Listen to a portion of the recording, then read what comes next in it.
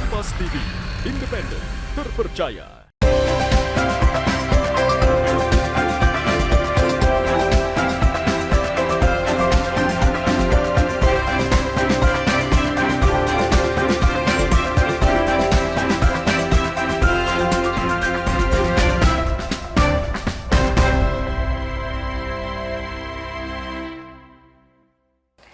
Selamat pagi saudara, apa kabar Anda hari ini? Senang sekali saya Linda Wirawan dapat kembali menjumpai Anda di program Sapa Nusantara edisi kali ini. Seperti biasa kami akan menghadirkan beragam informasi menarik untuk menemani aktivitas Anda di pagi hari ini.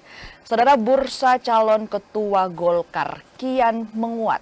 Sejumlah nama mulai bermunculan. Lantas siapa nama yang akan paling menguat dalam kontestasi kali ini? Kita akan bahas bersama dengan narasumber kita. Sudah hadir di tengah-tengah studio Kompas TV, ada Bapak Andi Luhur Priyanto, selaku pengamat politik dan juga dekan FISIP Universitas Muhammadiyah Makassar. Selamat pagi Bapak. Ya, selamat pagi Mbak Linda. Gimana kabarnya hari ini? Ya, alhamdulillah baik. Kabar baik. Oke, kita kan membahas banyak Pak mengenai bagaimana kemudian calon ketua Golkar ini. Dan saat ini Pak, untuk kursi ketua Golkar Sulsel dijabat oleh sosok Muhyiddin M. Said yang ditunjuk sebagai PLT. Dari pandangan Anda lah sebagai pengamat politik, sosok Muhyiddin M. Said ini seperti apa sih sebenarnya?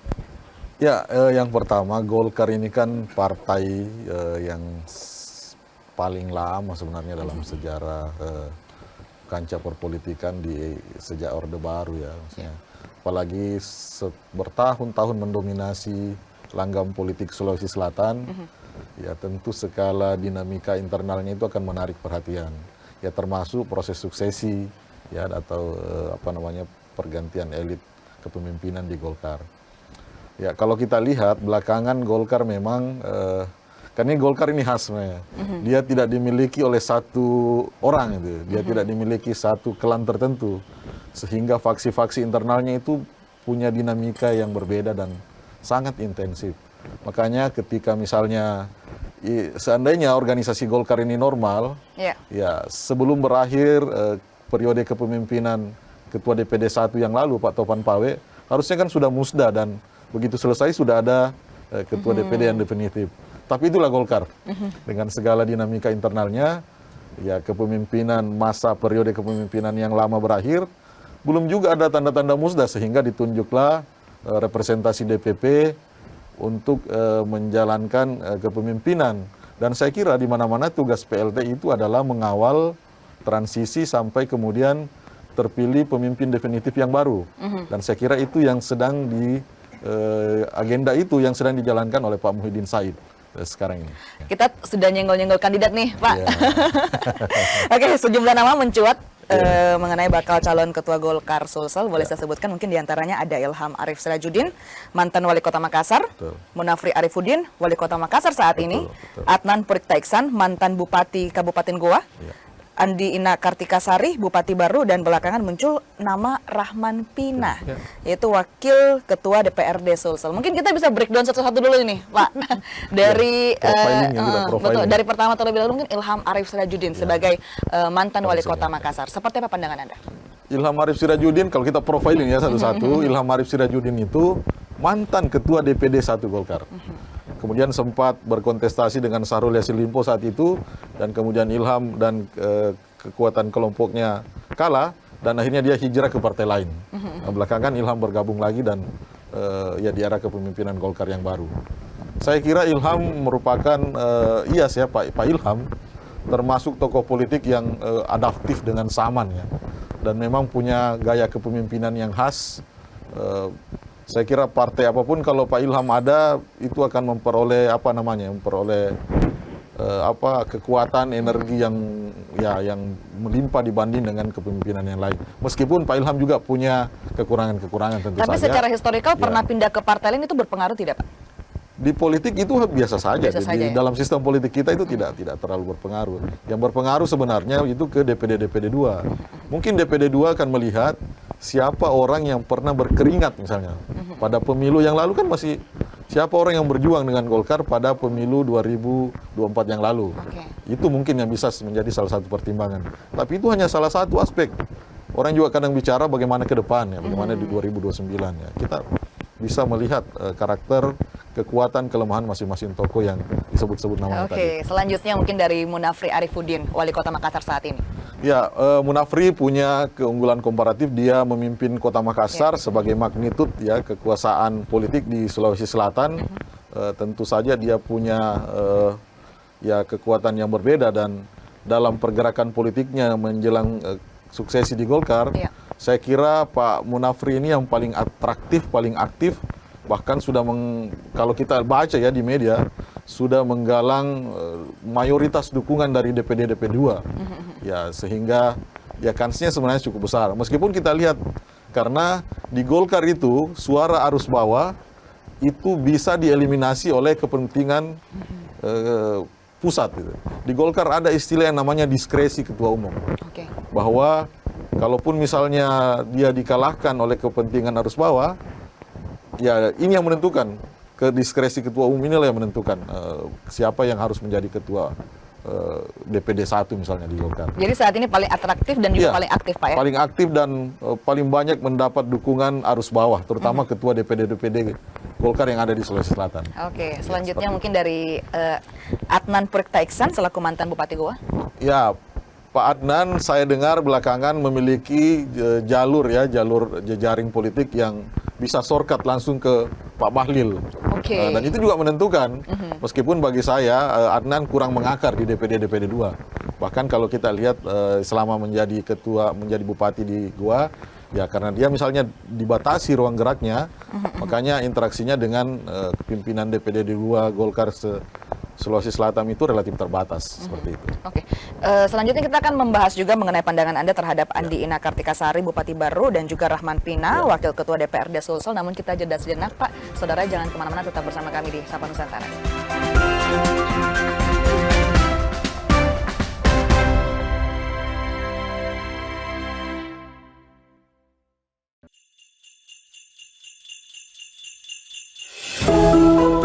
Natal membawa harapan dan memberi kehangatan. Berkat Natal kiranya dapat menyelamatkan keluarga dan mengeratkan persaudaraan. Di momen penuh sukacita ini, Kompas Gramedia menebar kasih lewat karya yang mencerahkan. Salam sejahtera untuk kita semua. Di momen Natal penuh kasih, Allah hadir menyelamatkan keluarga, menebarkan cinta kasih dan sukacita. Mari rekatkan kebersamaan, eratkan persaudaraan, hadirkan damai penuh kehangatan. Kita songsong tahun baru dengan penuh semangat dan harapan. Semoga setiap langkah membawa berkat dan anugerah bagi kita semua. Selamat Natal 2025 dan Tahun Baru 2026.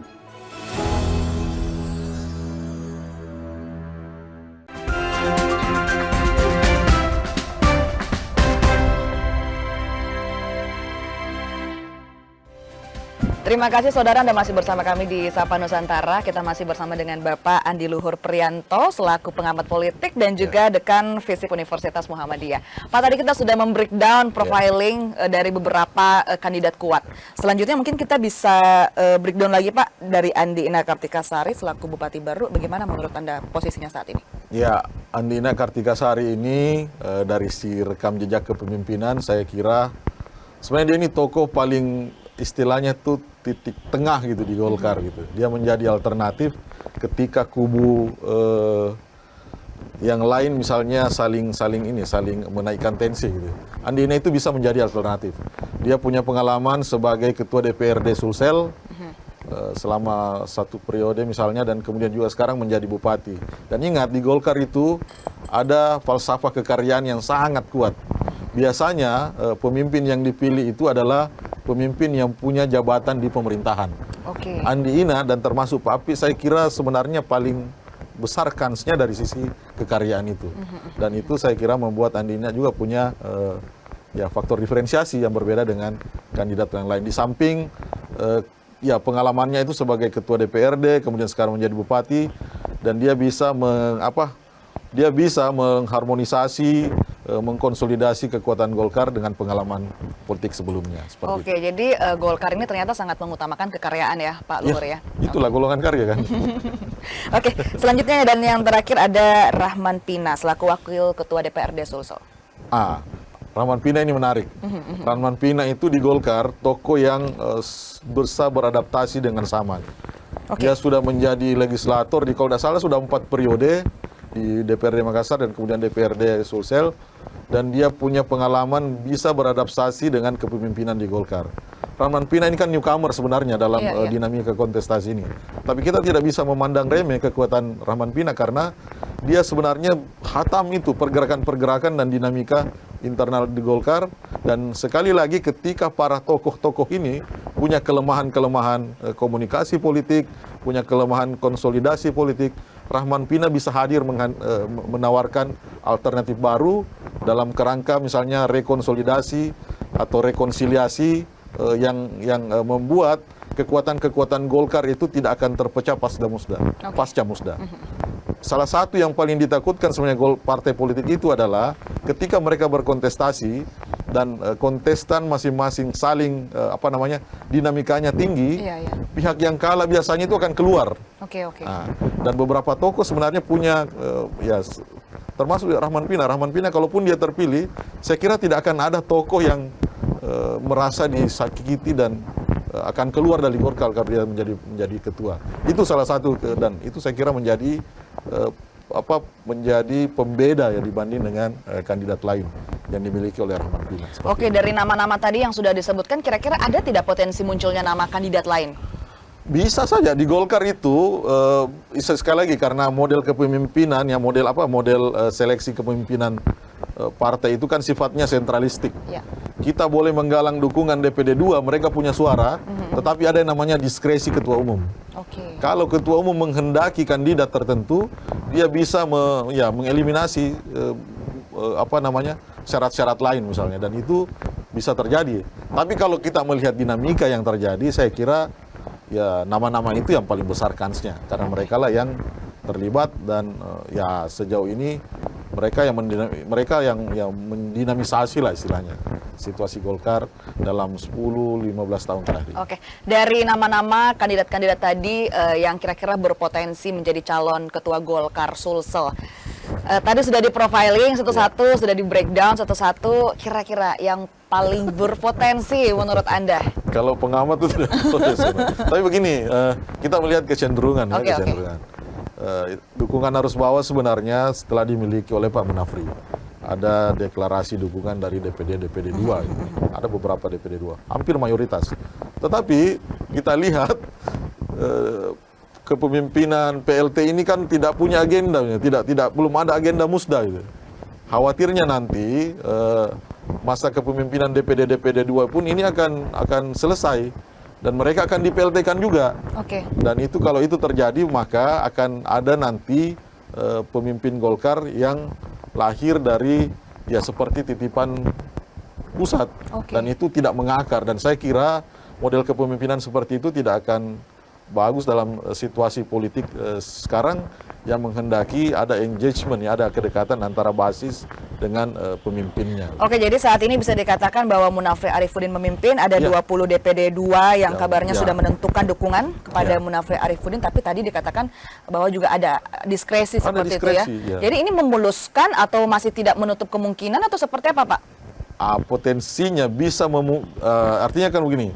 Seandainya memuluskan kan harusnya sudah ada agenda musda, sudah ada jadwal. Minimal ada jadwal, ada panitia, ada penentuan aturan main dan sebagainya.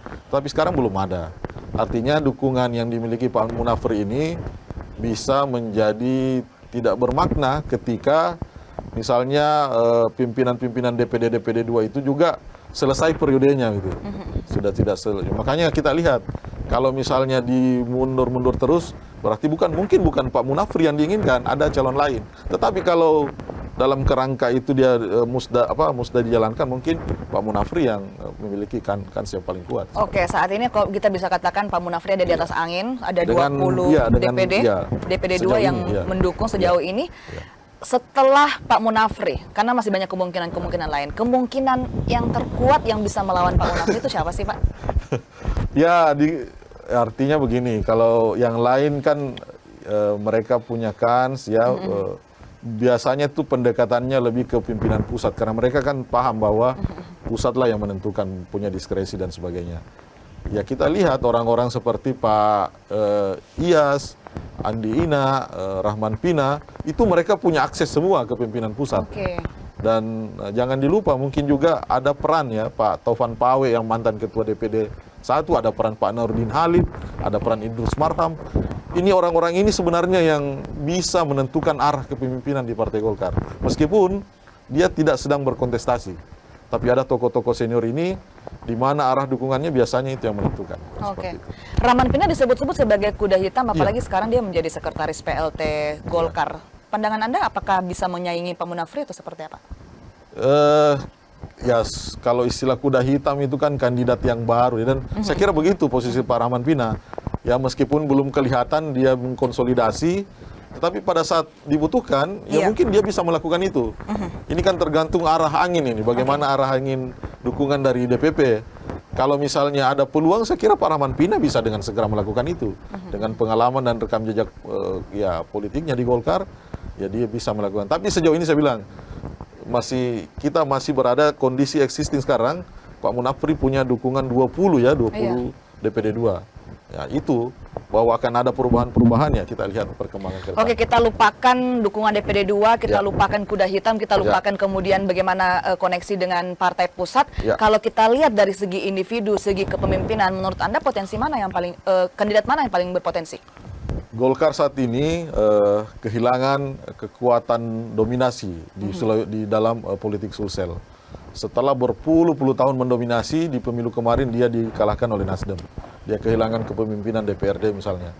Saya kira kalau Golkar ingin reborn, dia butuh pemimpin yang punya gebrakan, punya pendekatan, punya kemampuan solidarity maker. Karena diingat di Golkar itu banyak sekali organisasi-organisasi, baik yang didirikan maupun yang didirikan, banyak organisasi underbow yang punya kekuatan, dan saya kira ini juga harus dibangkitkan potensinya. Kalau melihat Pak Ilham Pak Ilham sebenarnya punya pengalaman. Punya pengalaman memimpin Golkar, dan pada saat itu Golkar sedang di posisi yang berjaya. Tapi itu tidak lama karena diambil alih oleh Pak Syahrul.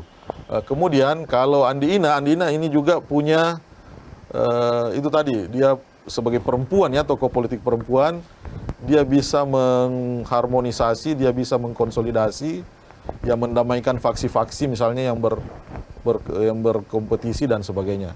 Dan itu juga dibutuhkan partai, tokoh-tokoh seperti itu. Itu. Kita masih akan ngobrol banyak Pak mengenai bagaimana kemudian calon ketua Golkar Sulsel, namun kita jeda sejenak. Saudara jangan kemana-mana, tetap bersama kami di Sapa Nusantara.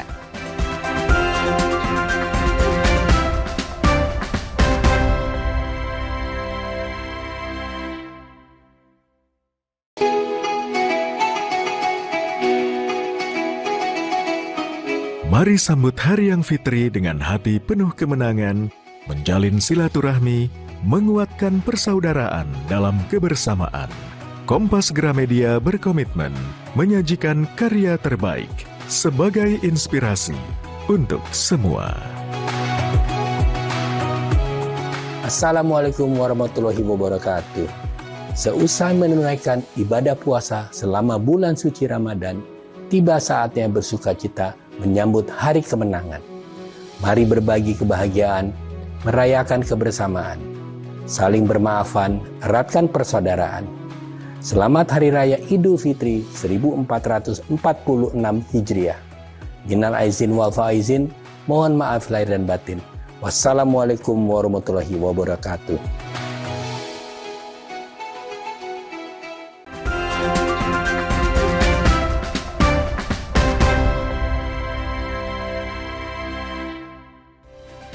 Terima kasih saudara, Anda masih bersama kami di Sapa Nusantara. Kita masih bersama dengan Bapak Andi Luhur Priyanto selaku pengamat politik dan juga Dekan Fakultas Ilmu Sosial dan Ilmu Politik Universitas Muhammadiyah Makassar.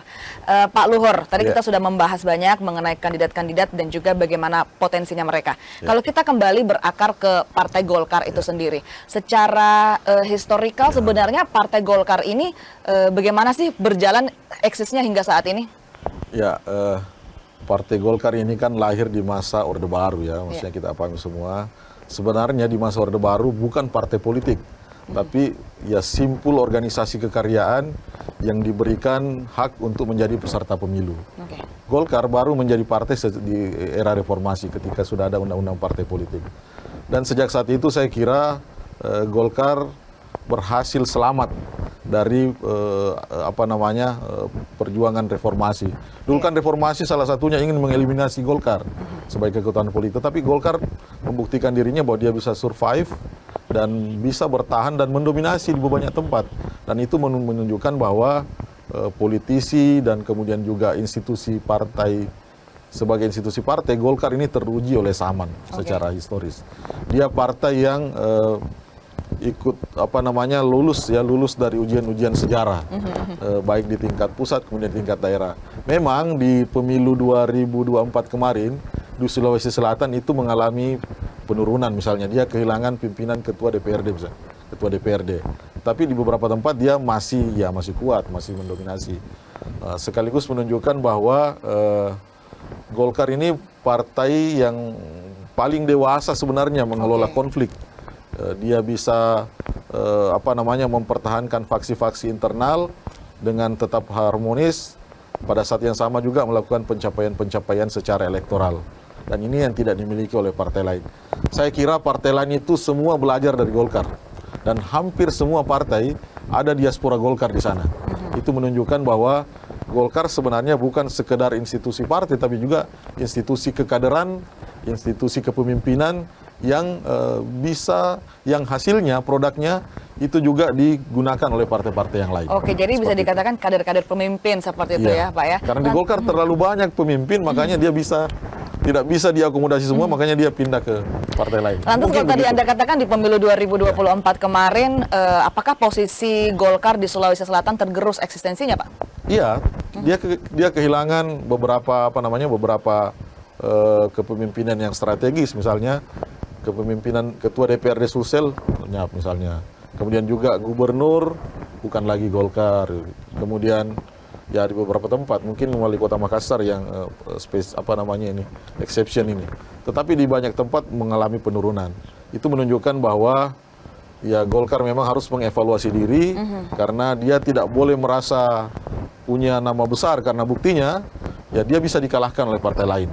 Dan saya kira momentum musda harusnya orang berpikir ke arah sana, bukan sekedar rebutan jabatan, tapi juga bagaimana kalau memang orang-orang Golkar ini ingin melihat partainya ini reborn, ya, bangkit kembali. Saya kira dia harus menghitung, mengkalkulasi situasi persaingan politik di 2029 yang akan datang. Oke, setelah musda, jika misalnya nanti ada ketua Golkar Sulsel baru yang terpilih, apa langkah pertama menurut Anda yang harus dilakukan agar eksistensi Golkar bisa kembali naik, Pak? Ya, Golkar ini menarik ya. Di pengalaman yang lalu, meskipun sudah ada pemimpin terpilih di musda, proses legalisasi itu butuh waktu lama lagi. Oke. Jadi secara birokrasi sebenarnya lama sekali, Pak ya? Karena itu saya tarik pemberian SK saja lama sekali gitu ya, sehingga itu yang membuat sebenarnya kan kita berharap ketika ada persaingan, ada dinamika pada saat musda, selesai musda terpilih pemimpin definitif, dia melakukan rekonsiliasi gitu. Dia melakukan merangkul semua, kemudian membangun strategi untuk ya menyongsong persaingan politik di 2029. Idealnya begitu. Tetapi kan kadang-kadang ya masih ada kontestasi pasca musda. Oke. Persaingan merebut kekuasaan pasca musda itu bisa saja terjadi. Terutama untuk jabatan-jabatan strategis, siapa yang harus menjadi ketua harian, siapa yang harus menjadi sekretaris dan seterusnya, itu masih menjadi arena kontestasi yang yang dinamis di Golkar. Jadi menurut Anda birokrasi ini jadi lama, jadi panjang karena adanya kontestasi lagi setelah musda? Iya. Makanya di Golkar itu kontestasi sebelum musda, kontestasi pada saat musda, dan kontestasi pasca musda. Itu terjadi. Makanya itu dianggap birokrasinya lama, dan itulah saya kira kalau itu dipertahankan ya kita merujuk pada yang lalu bahwa ya hasilnya Golkar kehilangan kekuasaan dominan. Menurut Anda jika kemudian ketua baru terpilih ini, apakah akan menjadikan Golkar sebagai kendaraan nanti menuju di pemilu 2029? Harusnya begitu. Harusnya begitu. Apakah itu yang membuat kontestasi ini sekarang jadi sangat ketat, Pak, atau seperti apa? Ya, tujuan orang berpolitik itu kan ingin meraih kekuasaan. Karena dengan kekuasaan lah dia bisa mempersembahkan pengabdian terbaik misalnya. Dan orang yang ingin menjadi ketua partai harusnya memang punya cita-cita mengambil mencoba ya mengambil kekuasaan eksekutif, apakah sebagai gubernur, bupati dan seterusnya, wali kota dan seterusnya. Saya kira memang itu harus menjadi pertimbangan karena di beberapa pilkada terakhir ini ketua Golkar itu tidak pernah lagi. Kalau tidak salah terakhir itu Pak Sahrul yang ketua Golkar atau bukan, Pak Sahrul pada saat itu belum ketua Golkar. Mungkin terakhir Pak Amin Syam menjadi ketua Golkar yang juga sebagai gubernur. Oke, nah kita kembali lagi kemudian ke sosok salah satu calon kandidat terkuat calon ketua Golkar Sulsel. Hubungan antara Munafri Arifuddin dan Ilham Arif Sirajuddin. Kita tahu bersama bahwa wakil dari Munafri Arifuddin yaitu Ibu Alia Mustika Ilham adalah istri dari Ilham Arif Sirajuddin. Dengan adanya kontestasi ini, bagaimana menurut Anda persaingan antara Munafri Arifuddin dan juga Ilham Arif Sirajuddin? Ya, di politik itu faktor ya kekerabatan penting, tapi dalam situasi persaingan seperti ini saya kira Pak Ilham ya dengan jejaring ke politiknya itu bisa membedakan betul. Karena istrinya itu ketua Demokrat sebenarnya, ketua Demokrat Kota Makassar, ya yang juga sebagai wakil wali kota. Dan saya kira Pak Ilham sudah terbiasa juga mengelola kekuasaan, misalnya dengan situasi kekeluargaan yang ada di antara mereka begitu. Beberapa kerabatnya kan ada di Nasdem, ada di Gerindra dan seterusnya, itu bisa terjadi. Dan ya mereka bisa mengharmonisasi tanpa harus saling ya misalnya menegasi dengan keluarganya. Tapi kita tidak bisa menampik bahwa peran Iyas atau Ilham Arif Sirajuddin ketika kemudian api Alia naik kemarin di bursa calon wali kota cukup besar. Betul. Apakah kemudian ini berpengaruh terhadap persaingan di calon ketua Golkar Sulsel? Saya kira antara Pak Munafri dengan Pak Iyas sudah ada semacam kayak gentleman agreement bahwa silahkan kita ini mau bertanding, silahkan kita jalan masing-masing. Kita tanpa saling mengganggu. Mungkin pada titik tertentu nanti pada saat mereka menghadapi musuh yang lawan yang sama, mereka bisa saling bekerja sama. Karena tadi Anda bilang bahwa keringat itu salah satu yang diperhitungkan kan? Iya betul. Dan itu saya kira menjadi bentuk ya kedewasaan berpolitik sebenarnya. Boleh lah maksudnya. Kalau dilihat kan harusnya Ilham sudah Pak Api ini sudah 20 DPD gitu. Tapi kan gas juga terus tidak berhenti, dan itu membuktikan bahwa ya pengalaman politik itu harus diperjuangkan ya. Kita tidak bisa, tidak ada kata terakhir dalam merebut, sehingga dia meskipun dominasi dukungan sudah ada, menurut Ilham masih ada celah-celah, masih ada ruang untuk mengakses dan merebut kekuasaan politik. Menurut Anda ini akan berujung pada perpecahan tidak? Karena tadi Anda katakan kontestasi itu tidak hanya berakhir pas musda, tapi bahkan pasca musda pun masih terjadi kontestasi. Saya tidak bisa memprediksi, tapi begini, Pak Iyas itu punya pengalaman ya, bahwa ketika berkontestasi dengan Pak Sahrul dan kalah misalnya, dia meninggalkan partai politik. Begitu juga ketika kalah di partai politik lama, misalnya orang-orangnya kalah, dia kembali lagi ke Golkar. Jadi ya bagi dia biasalah. Lagian juga memang ideologisasi di partai politik sudah semakin memudar, sehingga orang bisa pindah dari partai satu ke partai yang lain ya dengan begitu mudahnya dalam sistem politik kita. Oke. Terakhir mungkin Pak bisa diberikan closing statement terkait dengan bursa calon ketua Golkar Sulsel ini, Pak. Silahkan. Saya kira saya menyampaikan bahwa meskipun ya kita memahami bahwa partai politik itu bersifat sentralistik ya, bersifat terpusat, semua keputusan ada di pimpinan pusat, tapi sebaiknya partai politik yang baik saya kira juga harus mempertimbangkan arah dukungan arus bawah seperti itu, supaya pemimpin yang terpilih itu punya modal engagement, punya modal kedekatan dengan basisnya, bukan tidak semata-mata karena dia dekat dengan elit pusat, tapi juga punya kedekatan, bisa membangun koordinasi, konsolidasi dengan kekuatan-kekuatan basis pemilih di tingkat bawah, dengan DPD 2, dengan DPC dan seterusnya. Saya kira itu penting menjadi pertimbangan, karena kalau DPP memaksakan misalnya hanya berdasar keinginannya, ya partai politik itu ya akan sulit bersaing di tingkat kancah persaingan politik lokal. Oke, dan saat ini kita masih menanti kapan musda calon Gitu. ketua Golkar Sulsel akan berlangsung. Dan terima kasih sekali lagi Pak Luhur sudah Sama-sama, bergabung bersama Mbak kita di Nita. Sapa Nusantara edisi kali ini. Dan saudara, informasi tadi juga sekaligus menutup perjumpaan kita di Sapa Nusantara edisi kali ini. Saya Linda Wirawan bersama dengan segenap kru yang bertugas mengucapkan terima kasih. Selamat pagi, selamat beraktivitas, dan sampai jumpa.